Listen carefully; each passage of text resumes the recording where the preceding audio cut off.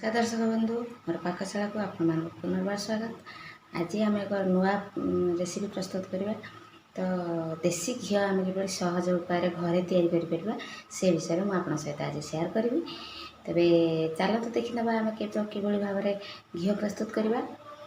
दिन आम घर को जो क्षीर आसे मुझे क्षीर को सीझेक तार सरटा को रखी था फ्रिजर भितर रखी थी प्राय 8 दिन सर हम। तो मुझे फ्रिजर रू एवं काढ़ी बाहर रखी यहाँ को आम 1 घंटा पर्यंत रखा से पूरा टाण अच्छी टे नरम हो गले आम ताको ग्राइंडिंग करवा। तो ग्राइंडिंग कलापर लहुणी बाहर तापर घंटे आम वेट करवा रेस्ट करा दवा घंटे पर नरम हो गले आम ताको ग्राइंडिंग जो करी से आपको देखिए 1 घंटा हो जाए।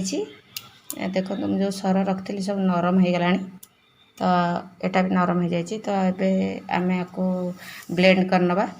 ब्लेंडिंग जार गोटे नहीं आसी आम सबतक सर देदबा आउ ब्लेंड करनवा। मुझे सबतक ब्लेंडिंग जार नहीं जाऊँगी।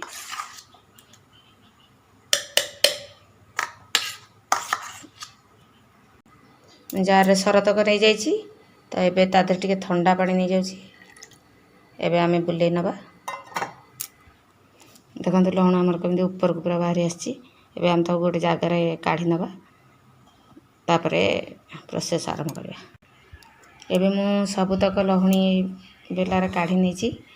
तो आम या सफा करनवा। बर्तमान तर क्षीर अंश भी अच्छी। तो आम ठंडा पानी देकी सफा करने से लहुणटा भी टाण हो।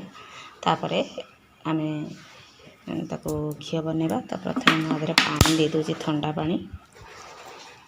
ठंडा पानी ऐड करदे तो क्षीर अंश गुड़ा भी बाहर जीव आउ लहुणटा भी टाण हो।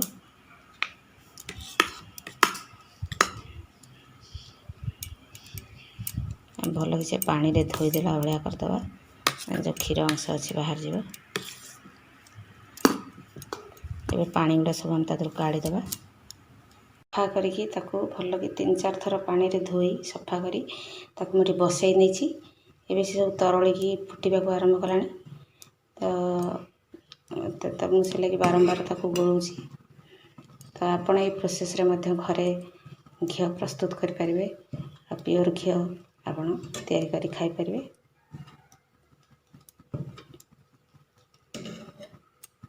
देखते घी आमको देखागला। अलग जोड़ा से कोरुआ परिका तले बसीज आ घीटा आमर ऊपर को देखा। घी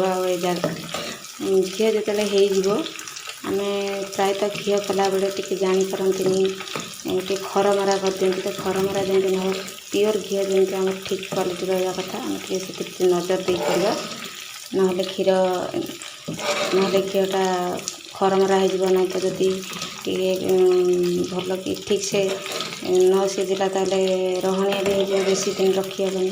घीटा माने कौन बासना हम रहणिया बासना जो आम गाँवली भाषा कहते। तो क्षीर जो आमको तलटा पूरा दिशब ट्रांसपेरेंट हो से आम जाना जे घी होगला। देखु एत सुंदर कलर दिशुची आते घी होती।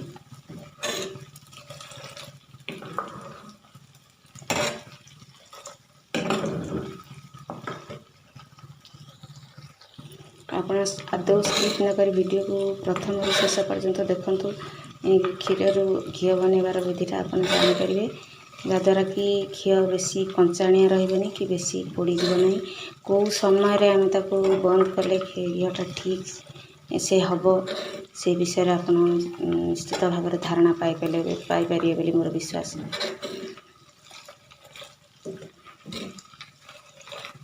तेणु ए सब प्रायतः घी आमको दिशीगला। देखा आपको देखु खाली ऊपर टे फेण अच्छी।